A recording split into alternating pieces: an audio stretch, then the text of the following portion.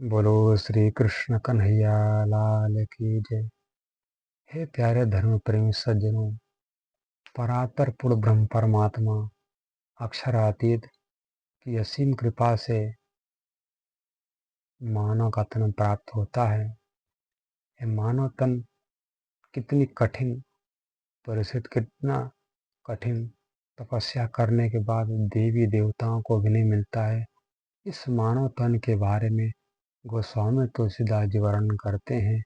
बड़े भाग्य मानुष तन पावा, सुर दुर्लभ सदग्रंथ ने गावा।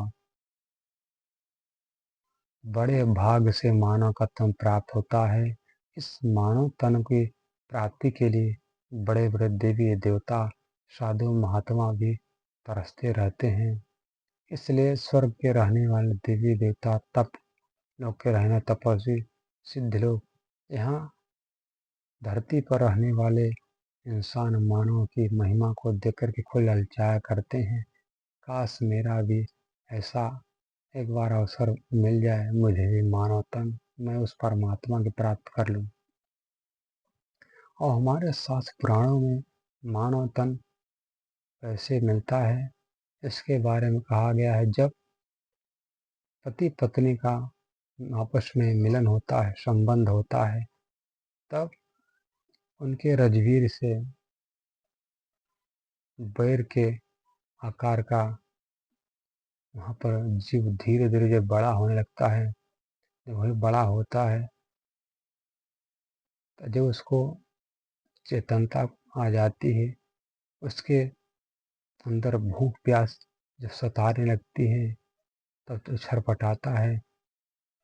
तब माँ को ऐसा लगता है कि मुझे भूख लगी है। जब माँ खट्टा मीठा तीखा कड़वा कसाला नमकीन जब खट रस युक्त भोजन किया करती है, उस भोजन को बच्चा जो जीव हो भी करता है, उस वहाँ पर जो जीव है माँ के गर्भ में उल्टा लटका होता है। जिस प्रकार चमगादड़ होते हैं, इस प्रकार चमगादड़ का सर नीचे होता, पैर ऊपर होता, उसी प्रकार ये जीव भी माँ के गर्भ में गर्भाशय बच्चेदानी में से ही रहता है।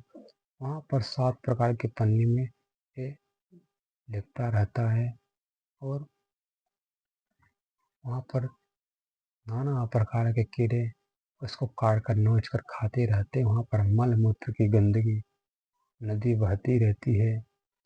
उस नदी में 9 महीने कैसे रह कर के आया, फिर भी उस मानव तन की महिमा को इंसान मानव भूल जाता है। व्यर्थ में आकर के गांजा दारू अंडा मुर्गा मछली इस सेवन में उस परमात्मा की भूल जाता है।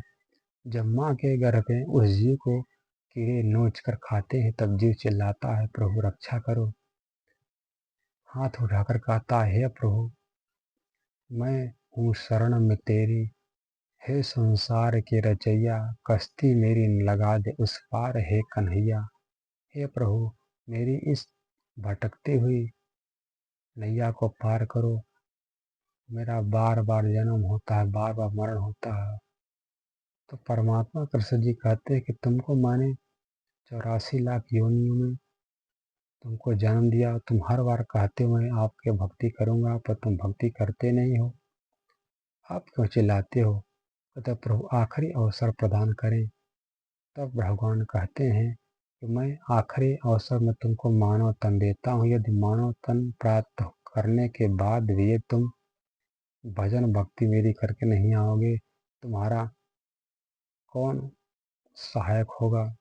जब तुमको यमराज जी के हाथ से मैं तुमको दंड दिलाऊंगा।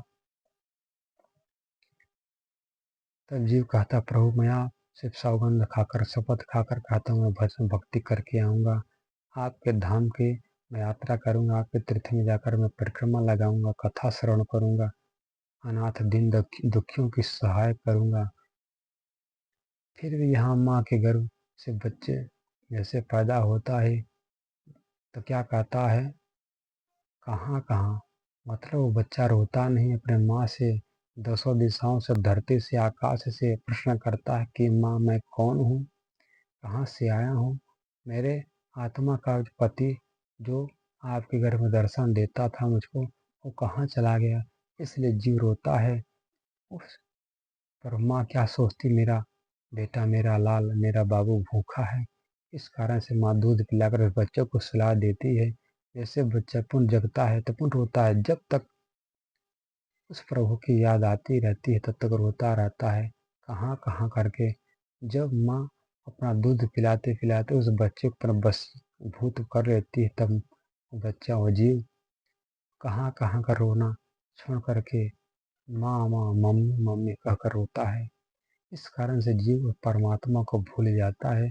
तो परमात्मा ही गुरु बनकर के यहाँ पर आते हैं, उसको बताते हैं कि तुम भजन भक्ति करो, तुमने वचन दिया है। तो क्या कहता, आज नहीं कल करूँगा, कल के बाद पुनः कहता कल है परसों करूँगा, थोड़ा और बड़ा हो जाऊँ तब करूँगा, जवानी आ जाए तब करूँगा, थोड़ा वृद्धावस्था को हो जाऊँ तब मैं करूँगा, मेरे बच्चे की शादी हो जाए तब करूँगा। यही करते करते वो जीव आखिर में अपना शरीर को छोड़ देता है।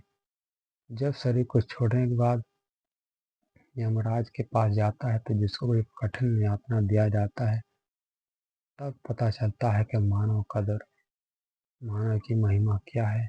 हमने व्यर्थ में ही झूठे सगे संबंधी जो मोह माया में फंसे जो संसारी मतलबी हैं, उन मतलबी यार, मतलबी परिवार के चक्कर में हम उस परमात्मा सच्चिदानंद जो सबका मालिक है, जो आना अकारण दयालु है, दीनानाथ है, दीन दयाल है, ऐसे परमात्मा को मैं छोड़ करके संसार के भव चक्कर में फंस गया। हाय हाय, मेरी क्या गति हो गई, अब मेरा क्या होगा। इस प्रकार के तड़पता तड़पता सोचता रहता है। तब भगवान कहते हैं, मानव का तन तुमको हमने हीरा है दिया, व्यर्थ में गवाओ तो मैं क्या करूं। अब तुम्हारा क्या गति होगी, अब तुम रो चाहे गाओ, अब तुमको कठिन यातना तुमको मिलेगी। बोलो श्री कृष्ण कन्हैया लाल की जय। उसी बात को निष्कलंक बुद्धावतार महान श्री प्राणनाथ जी कहते हैं, हे सुंदर साथ जी, हे भक्तजनों, कांटा चुभे सह सके न लगार, मोहे हो तो चंबा क्यों ससे जम की मार। जब कांटा चुभता है पैर में तो हाय माँ, हाय पिताजी, हाय बाबू करके चिल्लाते हो। जिस दिन यमराज का मुकद्दर बरसेगा सर पर, उस दिन तुम्हारा रक्षा कौन करेगा, तुम्हारी क्या दशा होगी। बोलो श्री कृष्ण कन्हैया लाल की जय।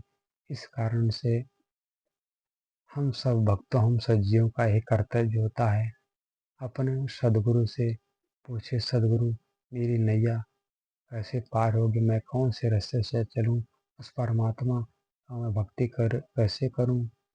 इस कारण से हम सबका अपना घर का कार्य निर्वहन करते हुए उस परमात्मा का भजन भक्ति करते रहें। एक उस परमात्मा पर ही विश्वास करें, क्योंकि परमात्मा ही पल पल मदद करने वाले हैं, पल पल सहायता करने वाले हैं। वो कोई भी बात का कभी उलाहना नहीं देता कि मैंने तुम पर इतना बड़ा उपकार किया। फिर भी परमात्मा कितना दयालु है। हम ऐसे दीन दयालु को छोड़ करके संसार के लोगों से आशा करते हैं। बोलो श्री कृष्ण कन्हैया लाल की जय। परात्पर पूर्ण ब्रह्म परमात्मा सच्चिदानंद की जय।